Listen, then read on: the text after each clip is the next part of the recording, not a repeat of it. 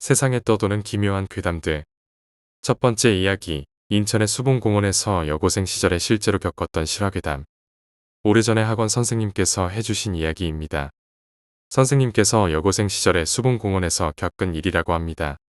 그 공원에는 등산로가 있었는데 산을 나선형으로 감아 올라가는 길이 있고 중간에 108계단이라고 불리는 계단이 있다고 합니다. 그런데 그 계단 옆에는 가림막 정도로 사용되는 키가 180 정도 되는 긴 수풀이 있었다고 하는데 밤에는 불이 하나도 없어서 산에 오르는 사람이 하나도 없고 정상에 있는 정자에만 사람들이 매우 많았다고 합니다. 어느 날 친구와 공원을 찾은 선생님께서는 가위바위보를 해서 이긴 사람이 하나씩 계단을 올라가는 놀이를 하며 계단을 오르고 있으셨답니다. 그런데 올라가던 중 그 수풀 뒤에 뭔가 있는 게 보였습니다. 계단으로 올라갔기 때문에 수풀을 통과해서 본 게 아닌 조금 위에서 내려다 본 거였습니다. 아무리 봐도 사람 머리 같았다고 합니다. 그때였습니다. 갑자기 그 물체가 뛰쳐나와 달려왔습니다. 온몸을 다 검은 천으로 두르고 눈만 보이는 상태였다고 합니다. 선생님은 정상으로 급하게 뛰어 올라가셨고 친구는 등 뒤에서 그 사람이 달려오는 상황이어서 모르다가 깜짝 놀라 올라오셨다고 합니다.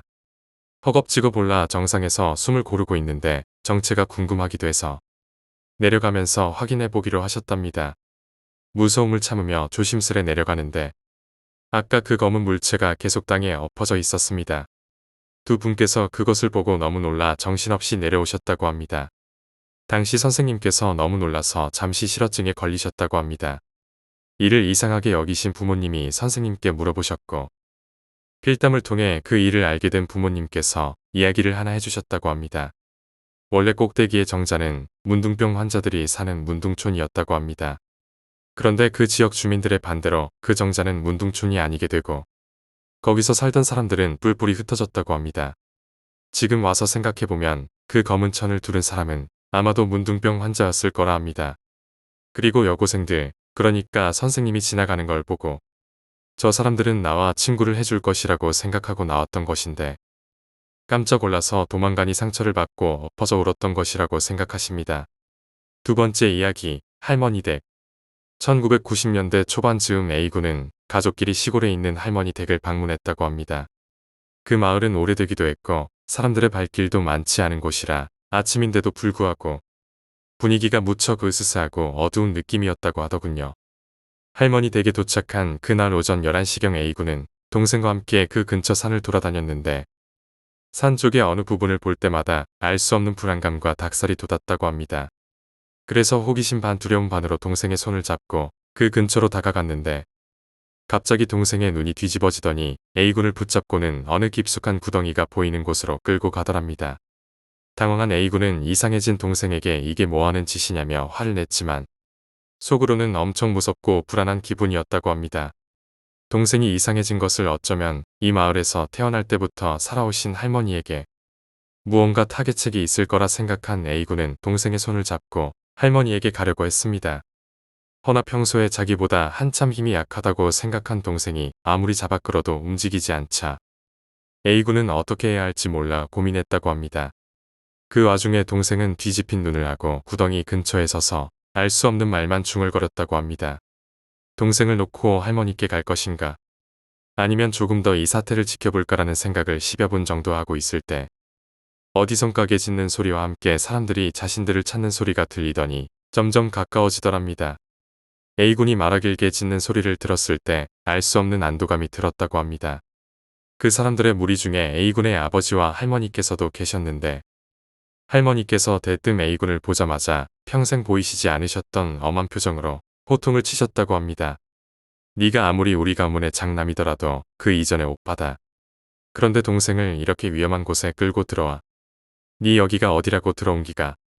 평소 할머니 댁에 놀러갈 때마다 사랑만 받은 A군이었기에 할머니의 화난 모습은 그에게 충격으로 다가왔고 그로 인한 반발심으로 A군은 할머니에게 짜증을 냈다고 합니다. 여기가 뭐라고 나한테 그러는 건데 라고 하자 할머니가 말하길 내가 분명 다른 곳은 몰라도 이 산만은 오지 말라고 안 했나. 분명 할머니 댁에 올 때마다 할머니께서 A군아 내 동생이랑 어디로 싸돌아다니는 건 괜찮다. 근데 산에는 가지 말거라 라고 들었던 A군이었지만 할머니 댁에 올 때마다 의뢰 듣는 소리였기에 무심코 가볍게 흘려들었던 게 화가 된 것이죠. 여하튼 얼떨떨한 기분으로 서 있던 A군은 근처에 계신 어르신들의 웅성거리는 소리를 들을 수 있었다고 합니다. 저 아이가 이번에 당한 거야. 이게 무슨 꼴이야. 이건 우리 세대에서 마무리 지어야 되는 거잖아. 아휴 저 아이도 안 됐지. 참 아직 나이도 어린 것 같은데. 그때 할머니께서는 동네 마을 청년에게 누군가를 불러오라고 시키셨다고 합니다. 대략 30분 정도가 지났을 즈음 눈이 옆으로 쭉 찢어지고 흰머리와 검은 머리가 섞인 헝클어진 머리를 한 무서운 인상의 한 할머니께서 혀를 차며 오셨다고 합니다. 마치 모르는 사람이 보면 미친년이라고 할 수 있을 정도의 외모라더군요. A군의 할머니께서 사정하는 어투로 말하시길.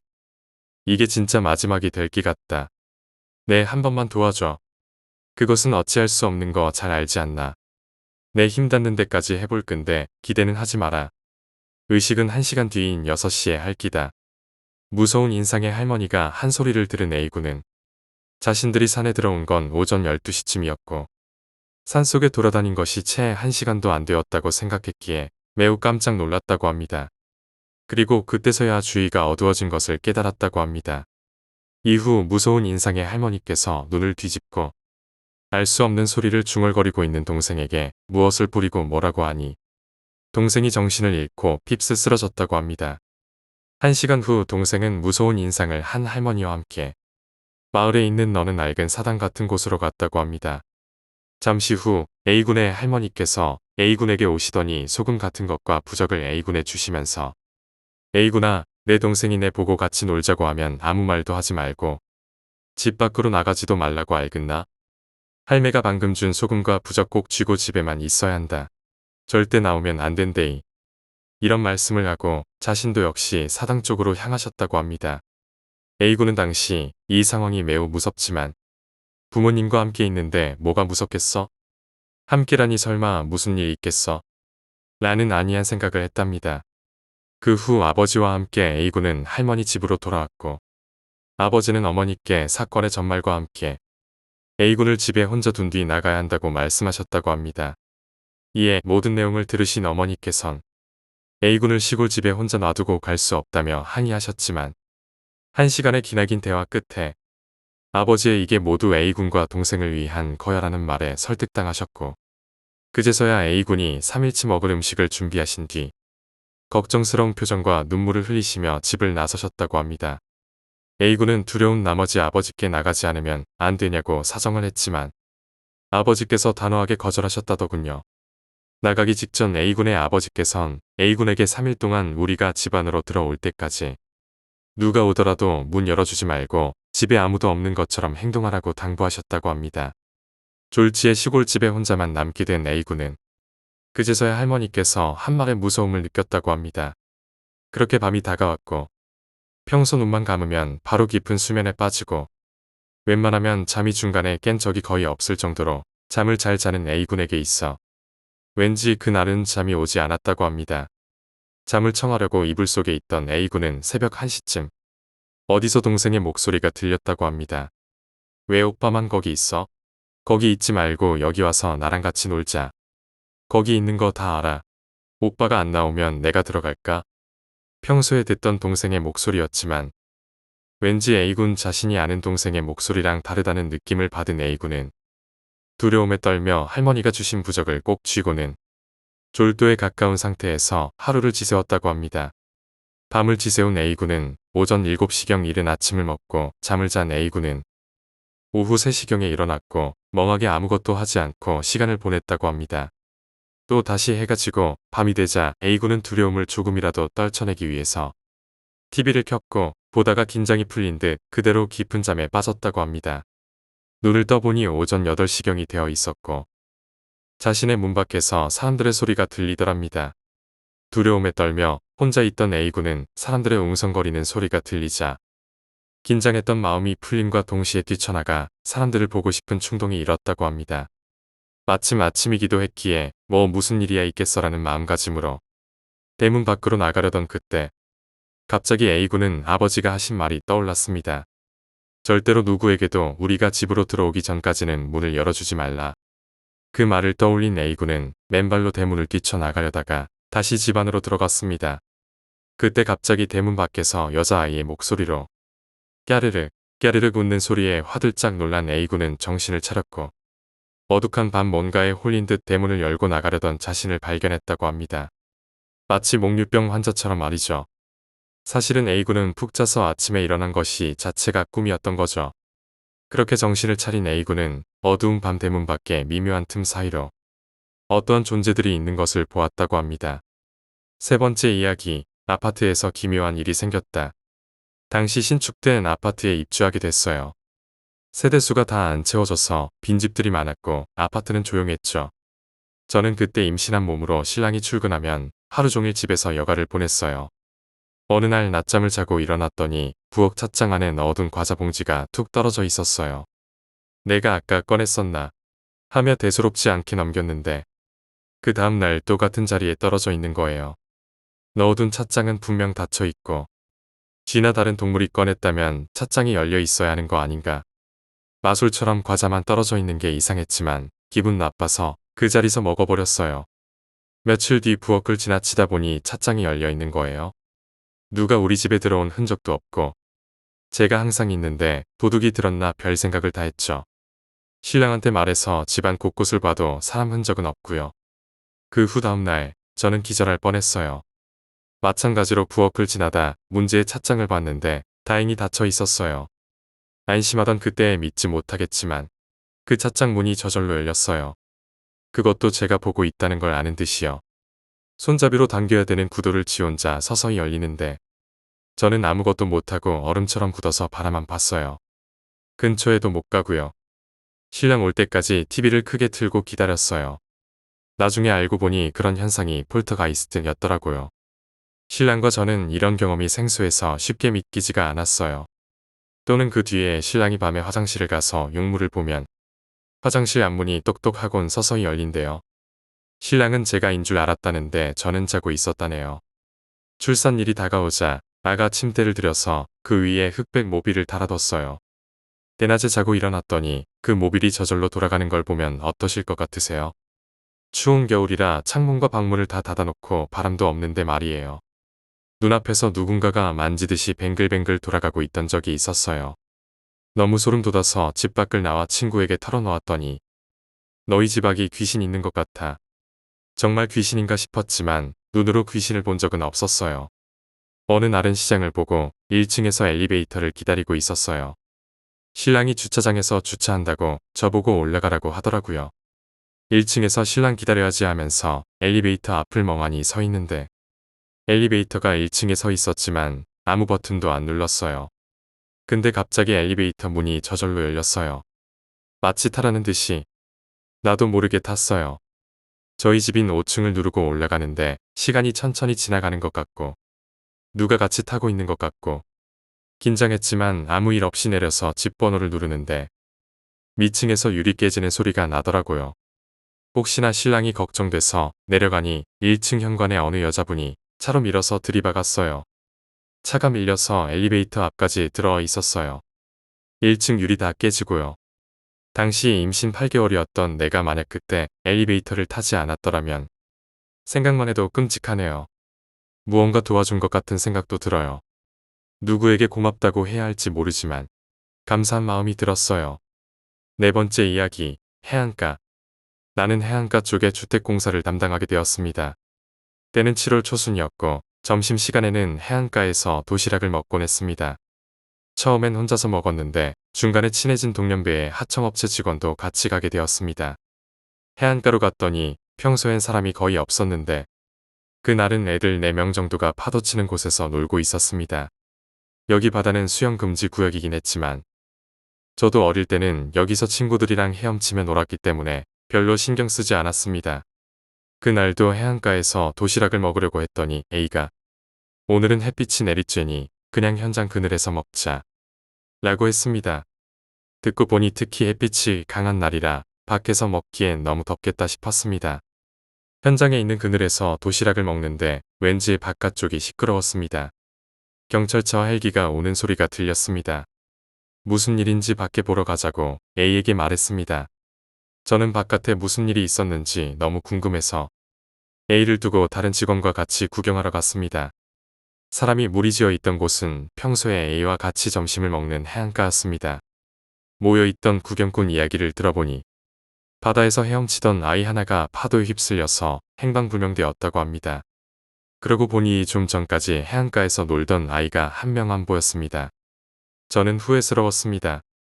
평소처럼 해안가에서 도시락을 먹었더라면 파도에 휩쓸린 아이도 빨리 발견되었을 터이고 수영에 자신이 있었으니 어쩌면 제가 구할 수도 있었을 텐데 하고요. 씁쓸한 기분으로 A가 있는 곳에 가서 해안가에서 일어난 일을 말해주었습니다. 오늘 거기서 먹었더라면 우리가 뭔가 도왔을 수도 있는데 하고 말했더니 그럴까봐 오늘 거기서 먹기 싫었던 거야. 저는 무슨 말인지 이해가 안 되어서 A에게 재차 물어보니 거기 수영 금지 구역인 곳에서 좀 여러 일이 있어서 이런 말 한다고 이상한 사람 취급하지 마. 넌 그쪽은 둔한 것 같아서 말 안 하고 있었는데 현장에서 도시락을 먹는 게 훨씬 시원한데 어째서 매일 해안가에서 밥을 먹고 싶었어? 그런 것 치고 매일 덥다 덥다 노래를 부르면서 도시락을 먹고 다 먹으면 바로 사무실로 돌아가서 에어컨 바람을 쐬곤 했지. 그러고 보니 해안에서 처음 먹은 날엔 바다를 보면서 먹는 게 좋을 것 같다고 생각한 것 때문이긴 한데 이틀째부터는 제가 왜 그렇게 그늘도 없는 더운 곳에서 굳이 먹었는지 이해가 안 되었습니다. 그 녀석들이 노리는 건 처음부터 너였고 계속 넌 그 녀석들에게 불려서 간 거야. A는 현장에서 절 처음 보았을 때도 바다에 있는 그 녀석들이 절 끌어당기려고 하는 느낌이 났다고 합니다. 하지만 처음 보는 사이에 그것도 원청 감독에게 말해봤자 무시당할 것 같고 자칫 잘못했다 간 쫓겨날 것 같아서 매일 도시락을 같이 먹으며 감시했다고 합니다. A는 그 녀석들이 절 끌어당긴다는 건 알 수 있었지만 그 녀석들은 A에게도 보이지 않았습니다. 아무래도 귀신은 저에게만 정신 안테나 같은 걸 연결해서 바다 쪽으로 더 끌어들이려고 했던 것 같은데 제가 너무 둔해서 일이 제대로 안 풀렸나 봅니다. 그러니까 그 녀석들이 내 눈앞에서 애들을 바다로 끌어들이려고 한 거야. 그 녀석들에겐 둔한 너보단 어린이 쪽이 더 부르기 쉽거든. 그렇게 하면 내가 아이를 구하려고 바다로 들어올 걸 알고 있었던 거야. 그 녀석들은 내가 방해해서 아이가 대신 끌려간 거지만 오늘은 그 녀석들과 파장이 딱 맞는 애가 놀러와서 그랬는지 내 눈에도 그 녀석들이 보이더라고. 내가 널 해안에서 데리고 나올 때 그 녀석들 분위기 때문에 나도 쫄았어. 노리던 널 내가 데리고 가서 화가 났었나 봐. A가 웃으며 말했습니다. 그래서 그걸 다 알면서 왜 놀던 애들을 방치했냐고 A를 다그쳤더니 넌 그렇게 끌어당기는데도 아무것도 못 느끼니까 그런 소리를 할 수 있는 거야. 아이들이 놀던 곳은 완전히 그 녀석들 영역이었고 너도 그게 보이면 절대 가까이 가지도 못할 거고 신경도 안 쓰고 싶을걸. 널 해안에서 현장으로 데려온 것만으로도 난 내가 용기 있는 사람이라고 생각한다고. 정말 엄청 무서웠단 말이야. 그 녀석들이 원망하는 얼굴이. A 말에 따르면 보이지 않고 느끼지 못하는 사람은 무의식적으로 불려서 끌려가는 일이 있다고 했습니다. 또 그렇게 불린다는 걸 눈치채지 못한다고 합니다. 그래서 반대로 보이고 느끼는 사람은 위험한 곳에는 선뜻 다가가지 않는답니다. 너 길에서 큰 칼을 들고 있는 사람한테 애가 다가가면 몸을 던져서 막을 수 있어? 보통 그렇게 못할걸. 그렇게 했다간 다음 순간에 어떤 꼴이 될지를 알기 때문이야. 그것처럼 나도 보인다는 이유 하나만으로 사람을 구할 정도로 난 좋은 사람이 아니거든. 상대방이 사람이라면 말이라도 통하겠지만 상대방이 이 세상 사람도 아니라 경찰도 내 말을 믿어주지도 않을 테고 그런 일에 휩쓸리는 건 싫어. 하지만 너랑은 죽도 잘 맞았고 나 몰라라 하다가 무슨 일 있으면 좀 그렇잖아. 이 해안 사고는 저녁 뉴스로 잠깐 방송되었습니다. 저는 밤에 신경이 쓰여서 차를 타고 해안가로 보러 갔습니다. 아직 헬기가 해안가 주변을 날고 있었고 많은 사람이 손전등을 들고 해안가를 찾고 있었습니다. 스스로는 좋은 사람이 아니라고 하던 A는 작년 가을에 익사할 뻔한 아이를 구하다가 아이는 구하고 혼자 세상을 떠났습니다. 두 번째는 보고도 모르는 채 할 수 없었던 걸까요? 다섯 번째 이야기, 외할머니. 내가 어릴 때 친할머니께서 몹시 편찮으셨다. 식사도 못하시고 계속 누워만 계셔서 등에 욕창이 생겼는데 시골이고 그러다 보니 제대로 된 치료도 못 받으셨다고 한다. 거기다가 우리 할머니는 무당은 아니시지만 그쪽 계통 사람이라서 그나마 있던 약도 잘 안 드시고 굿만 하셨다. 그러던 어느 날 할머니 상태가 몹시 심각해져서 삼촌들이랑 고모랑 다 시골집에 모였었다. 당시 우리 집이 종가집이라서 조부모님을 모시고 살았는데 집이 좀 컸다. 그래서 며칠간 친척들이 우리 집에 모여서 먹고 자고 그랬다. 근데 우리 어머니는 맏며느리라서 할머니는 편찮아서 누워 계시고 하다 보니 혼자 간호하랴 집 관리하랴 바쁘셨는데 거기다 친척들까지 우르르 몰려와서 집에 있다 보니 몸살이 나신 거다. 그때 감기 기운도 약간 있었는데 거기다 몸살까지 겹쳐서 거의 쓰러지실 지경이었다고 한다. 결국은 어머니도 들어 누우셨다. 큰 방에는 할머니가 누워 계시고 작은 방에는 어머니가 누워 계셨는데 친척들은 전부 할머니에게만 신경을 쓰고 있어서 어머니 혼자 방에 계셨다고 한다. 어머니께 측은함을 느끼신 막내 작은 어머니께서 지어오신 감기약을 드시곤 어머니는 잠이 드셨다고 한다. 한창 주무시고 계시는데 갑자기 인기척이 느껴져서 눈을 떠보니 옆에 누가 서 있었다고 한다. 어머니 말씀에 의하면 키는 한 180 정도 되는데 얼굴이 안 보였다고 한다. 어머니가 그 사람한테 누구냐고 말하려는 찰나에 갑자기 그 사람이 달려들더니 손목을 붙잡더니 끌고 가려 했고 어머니는 안 끌려가려고 반항을 하셨는데 그 사람 힘이 장사인 것 마냥 쑥 끌려 나왔다고 한다.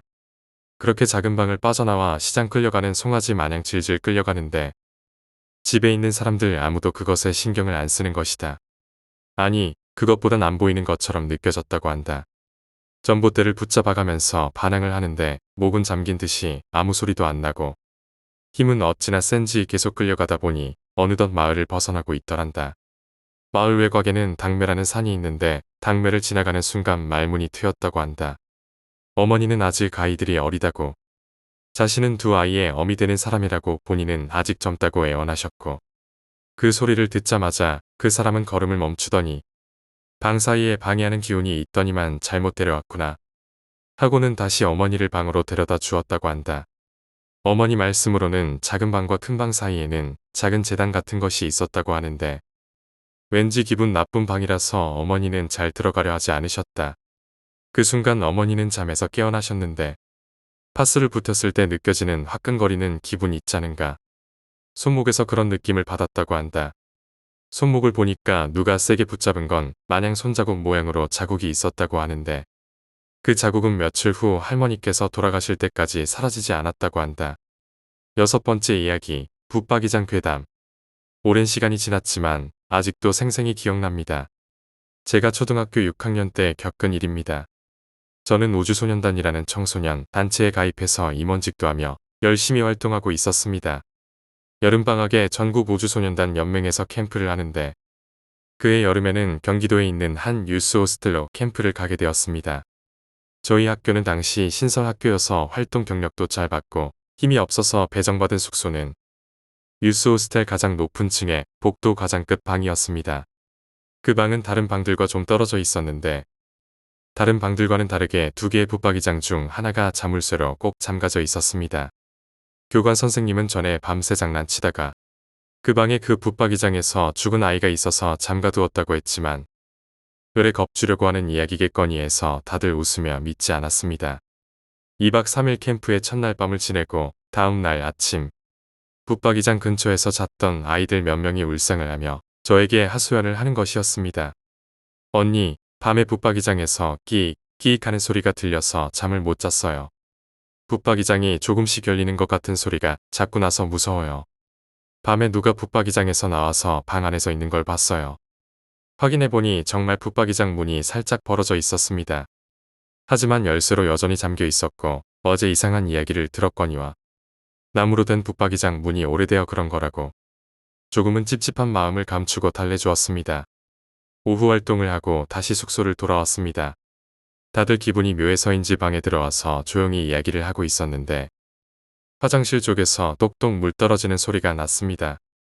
누가 수도를 제대로 잠그지 않은 건지 해서 후배에게 확인하고 오게 하였지만 그 후배는 물이 떨어지지 않는다고 하였습니다. 하지만 똑똑 물 떨어지는 소리는 분명히 계속 들렸습니다.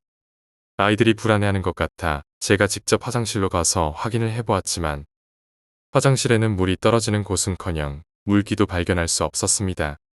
그때 친구가 말했습니다. 그런데 원래 화장실에서 물 떨어지는 소리가 이렇게 방 안까지 크게 들려? 그때까지는 의식하지 못했지만 화장실은 현관 바로 앞에 있는 구조라 방과는 분리되어 있고 문도 따로 쓰는 곳이었던 겁니다. 그러자 모두 소리를 지르며 방에서 뛰쳐나왔습니다. 저희는 방을 바꿔 배정받게 해달라고 부탁드렸지만 하루밖에 남지 않았으니 참으라는 선생님들의 말씀에 무서운 마음으로 그 방에서 하룻밤을 더 보내게 되었습니다. 그날 밤에는 저와 친구들이 붙박이장 앞에서 자게 되었습니다. 다들 이런저런 일에 심리적으로 불안했는지 저희는 밤새 떠들고 놀 생각도 못하고 취침 시간이 되자마자 일찌감치 잠자리에 들었습니다. 저는 잠기가 밝아 행여 무슨 일이 있으면 바로 일어나려고 했지만 아침까지 도중에 깨는 일 없이 잤습니다. 다음 날 아침 아무 일도 없었습니다. 저희는 무사히 하룻밤을 보낸 것에 기뻐하며 퇴소식을 맞이했는데 퇴소식을 하기 위해 줄을 서는 중 옆방에 묵고 있던 다른 학교 임원이 저에게 말을 건넸습니다. 너희 학교 애들은 정말 대단하다. 어제 교관 선생님들 감시 심했는데 어떻게 피한 거야? 저는 영문을 몰라 왜냐고 되물었습니다. 어제 마지막 날이라 교관들 감시가 엄청 심해서 우리는 밤새 놀려다가 혼나고 포기했는데 너희 방은 밤새 엄청 시끄럽게 잘 놀던데 우리 방 아이들까지 시끄러워서 잠 못 잘 정도로. 그 말을 듣고 오싹할 수밖에 없었습니다. 저희 방 아이들은 분명 취침 시간 후 바로 잠자리에 들었고 저와 대부분의 아이들이 아침까지 숙면을 취했기 때문입니다.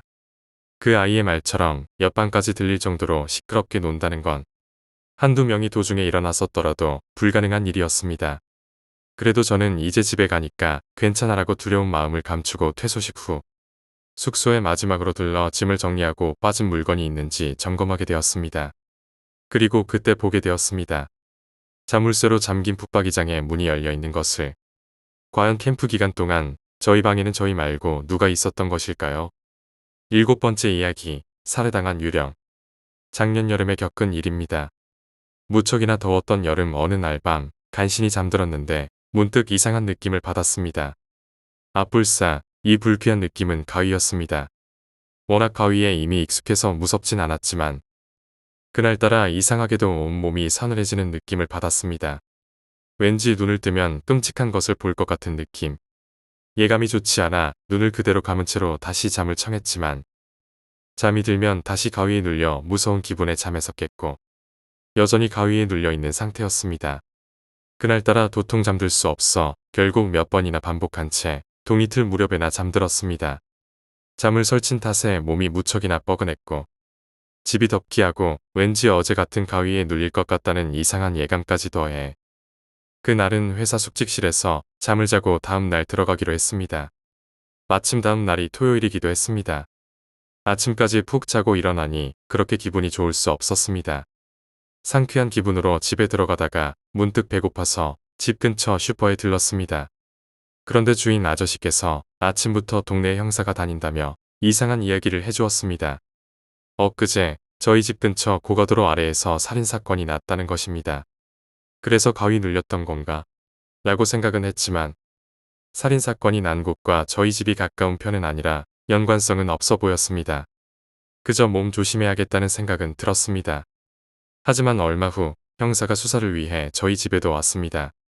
살인사건 용의자가 저희 집, 그러니까 같은 빌라에 사는 사람이었나 봅니다. 형사는 혹시 최근에 이사 간 사람이 있냐고 물었는데 얼마 전에 두 집이 이사 갔다고 대답하는 순간에 두려움과 측은함이 동시에 밀려왔습니다. 이사 간 두 집은 제 아랫집과 옆집이었던 것입니다. 혹시 그날 살해당한 그 사람은 범인을 찾기 위해 202호에서 저희 집을 거쳐 302호로 계속 돌고 있었던 건 아니었을까요? 8번째 이야기, 해군화사. 소름이 돋을 정도로 절묘한 우연. 수십 년이 지났지만 아직도 선명한 기억으로 남아있는 일을 이야기하고자 합니다. 1988년 서울올림픽이 열리던 해 2월 즈음에 친구 2명과 경남 마산에 학꽁치 낚시를 갔습니다. 하지만 세차게 불어오는 차가운 바닷바람과 흩날리는 눈 때문에 낚시를 접고 떠나야 했습니다. 점점 거세지는 추위에 발을 동동 구르다가 때마침 오는 버스를 무조건 탔습니다. 하지만 마산역으로 가야 했는데 밤늦게 버스가 도착한 곳은 진해역이었습니다. 밤이 깊었기에 주머니 사정을 고려하여 진해 곳곳을 헤매다가 결국 숙소로 잡은 곳은 허름한 여인숙. 거기서 술을 마시다가 늦게 잠이 들었습니다. 그런데 새벽녘 머리가 너무 아파서 잠에서 깼는데 낯선 남자가 방에 앉아 우리가 마시던 술을 마시며 울고 있었습니다. 저와 눈이 마주친 남자는 대뜸 제 멱살을 잡으며 내 제사상이 왜 이래? 하며 주먹으로 절 때리기 시작했습니다. 정신없이 손을 뿌리치는 순간 전 잠에서 깨어나며 일어났는데 순간적으로 쓰러졌습니다. 머리는 깨질 듯이 아팠고 다리에는 온통 힘이 들어가지 않았습니다. 왠지 이상한 냄새가 났습니다. 아마도 연탄가스 냄새 같았습니다. 엉금엉금 기다시피 하여 필사적으로 문을 열고 친구들을 깨웠습니다. 하지만 친구들도 비몽사몽 고함을 질러 주인 아저씨를 불렀고 이윽고 저희는 응급차에 실려 병원에 갔습니다. 다행히도 저희 모두 살았고 일주일 후 퇴원했습니다. 신기한 일은 입원 중에 여인숙 주인 아저씨께 꿈에서 본 남자 이야기를 했는데 주인 아저씨께서 놀라시며 말씀해 주셨습니다. 1년 전에 해군 하사가 그 방에서 자살했었지. 그 사람이 너희를 살린 거야. 저희는 온몸에 소름이 돋았습니다. 그 후 많은 생각을 했습니다. 정말 우릴 살려고 나타난 건가? 결국 생각을 하다가 결론을 내린 건 해군에 지원 입대였고 곧 실행으로 옮겼습니다. 병과학교 졸업 후 배치된 곳은 진해, 경남함이라는 군함에서 군 생활을 하게 되었습니다. 그런데 신기한 일이 한 번 더 일어났습니다. 배정받은 사물함을 열자 벽에 붙어 있던 낡은 사진 속의 한 남녀. 남자는 꿈에서 본 그 남자였습니다. 그 후 군 생활을 그 남자의 자취가 남은 군함에서 끝까지 보내고 제대를 했습니다. 지금도 그 남자가 고맙습니다. 9번째 이야기, 행운. 미국에서 유학 중인 학생입니다.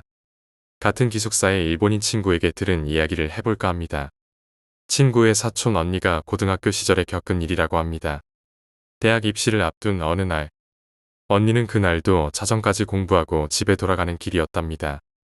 매일 막차를 타고 집에 돌아가는데 몇 달 동안 같은 역을 이용하다 보니 막차 시간대에 전철을 타는 사람의 얼굴이 익숙해졌다고 합니다.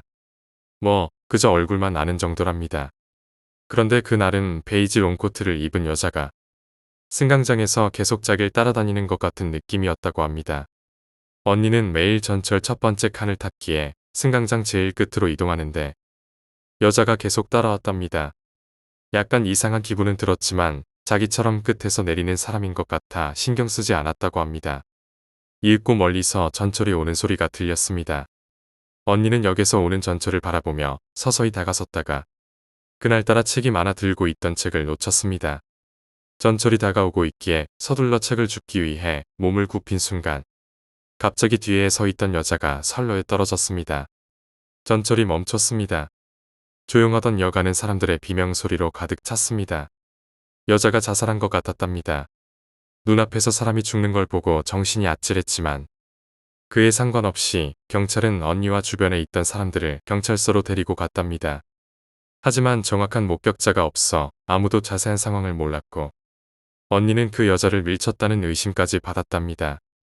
이윽고 역무원이 승강장에 CCTV 테이프를 가져왔는데 비디오를 본 사람들은 모두 깜짝 놀랐다고 합니다. 비디오에 찍힌 건 전철이 들어오기 시작하자 언니 뒤에 여자가 언니를 밀어뜨릴 기세로 달려드는 모습이었습니다. 하지만 우연히도 언니가 책을 줍기 위해 자세를 낮추자 중심을 잃고 그 여자가 떨어진 것입니다. 그 여자가 왜 자기를 죽이려고 했는지는 여전히 모르지만 그 언니는 그 일로 액땜한 모양인지 그 해의 유명 사립대에 붙었다고 합니다.